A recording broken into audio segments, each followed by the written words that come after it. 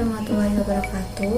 Kami dari kelompok 4 yang terdiri dari saya sendiri, Bu Aida Nahda, yang kedua Samsudin Aziz Saputra, yang ketiga Irmayanti, dan yang keempat Dina Salimatul Fatimah. Di sini kami akan menjelaskan mengenai manajemen sekolah. Yang pertama, saya akan menjelaskan tentang pengertian dan tujuan dari manajemen sekolah. Manajemen sekolah merupakan salah satu manajemen pengelolaan sekolah yang memberikan otonomi lebih besar kepada pihak sekolah.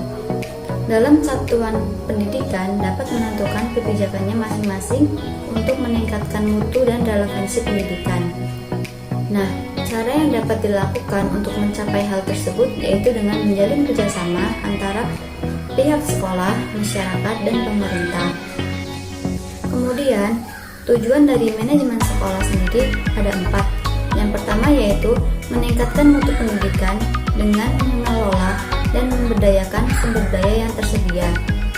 Yang kedua, meningkatkan kepedulian warga sekolah dan masyarakat dalam rangka penyelenggaraan pendidikan.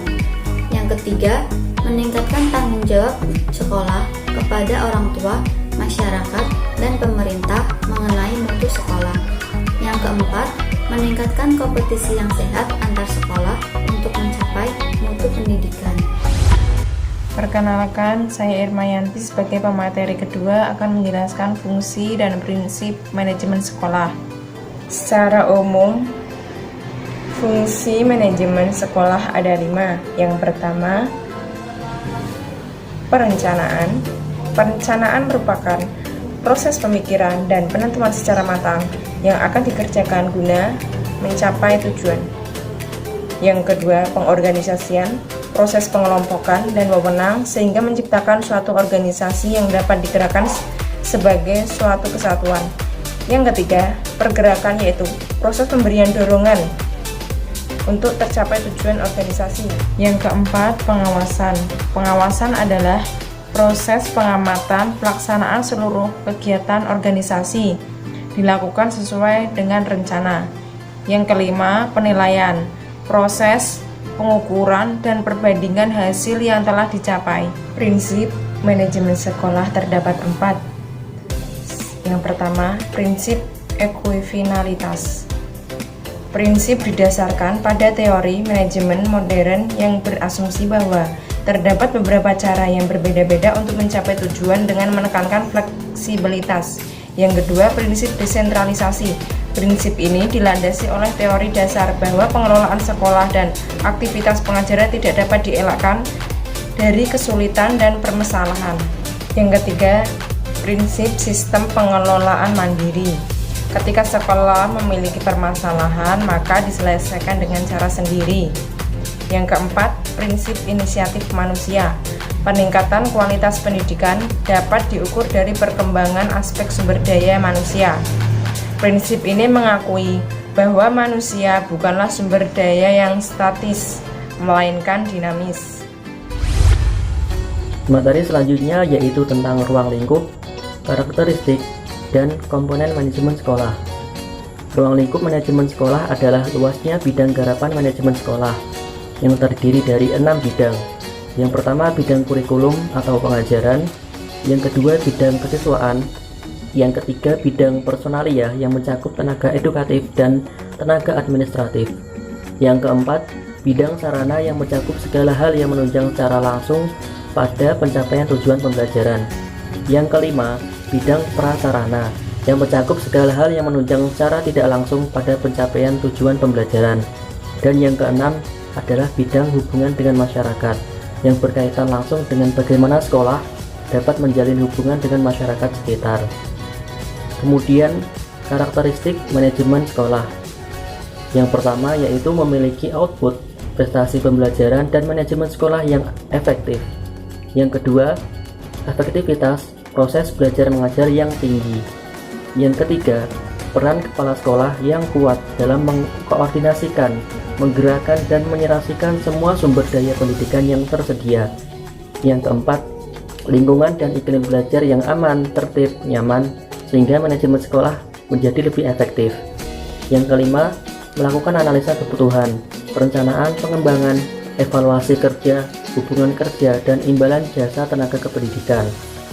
Yang keenam, pertanggungjawaban sekolah terhadap keberhasilan program yang telah dilaksanakan.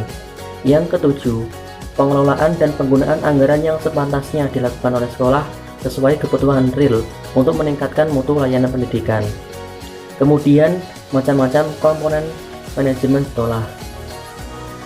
Ada 7 macam komponen manajemen sekolah yang harus dikelola dengan baik. Yang pertama, manajemen kurikulum dan program pembelajaran, yang membicarakan tentang pengorganisasian sumber-sumber yang ada di sekolah, sehingga kegiatan manajemen kurikulum dapat terlaksana dengan baik. Yang kedua, manajemen tenaga kependidikan, yang berkaitan dengan segala hal tentang tenaga kependidikan. Yang ketiga, manajemen kesiswaan, yang berkaitan dengan hal-hal yang berhubungan dengan siswa, mulai dari perekrutan, pembelajaran, kegiatan siswa, hingga kelulusan siswa. Yang keempat, manajemen keuangan, yang berkaitan dengan tertib administrasi keuangan. Yang kelima, manajemen sarana dan prasarana pendidikan. Kemudian yang keenam, manajemen pengelolaan hubungan sekolah dan masyarakat. Yang ketujuh, manajemen pelayanan khusus lembaga pendidikan, yang meliputi pusat sumber belajar, pusat kesehatan sekolah, bimbingan konseling, kantin sekolah, dan lain-lain. Kelebihan dan kekurangan dari manajemen sekolah. Untuk kelebihan yang pertama, yaitu menjadikan individu yang kompeten di sekolah untuk membuat keputusan yang akan meningkatkan program pembelajaran. Untuk kelebihan yang kedua, yaitu mengarah pada kreativitas yang lebih tinggi dalam merancang program sumber daya untuk mendukung tujuan yang dikembangkan oleh sekolah. Untuk kelebihan selanjutnya, mengakibatkan penganggaran realistis sebagai orang tua dan guru menjadi lebih sadar akan status keuangan sekolah, batasan pembelajaran, dan biaya dari program. Untuk kelebihan yang keempat, yaitu meningkatkan semangat guru dan memelihara kepemimpinan baru di semua tingkatan. Untuk kelebihan yang terakhir, yaitu memberdayakan sumber daya manusia seoptimal mungkin. Dari manajemen sekolah, untuk yang pertama, tidak berminat untuk terlibat. Nah, biasanya tidak semua orang itu berminat untuk pekerjaan yang lebih atau yang dapat meringankan pekerjaan orang lain. Nah, mereka hanya ingin mengerjakan kewajiban yang hanya menjadi tugas mereka saja. Contohnya saja, semisal ada guru yang sudah selesai mengajar. Nah, ketika dia diberi amanah untuk mengajar di kelas lain atau mengisi kelas lain karena guru yang di dalam kelas itu tidak masuk, dia merasa tidak berkewajiban kan? Jadi dia tidak ingin melaksanakan tugas tersebut. Untuk kekurangan yang kedua, yaitu memerlukan pelatihan. Terkadang di dalam struktur sekolah terdapat seseorang yang tidak memiliki pengetahuan atau keterampilan dari pekerjaan yang ia hadapi, sehingga memerlukan pelatihan yang lebih atau bisa juga disebut dengan diklat. Untuk kekurangan yang terakhir, yaitu bingung dengan peran dan tanggung jawab baru. Nah, ini paling sering sekali terjadi pada manajemen sekolah ya. Biasanya sering sekali ada perubahan peran atau jabatan secara mendadak sehingga mereka ragu untuk memutuskan akan mengambil tanggung jawab tersebut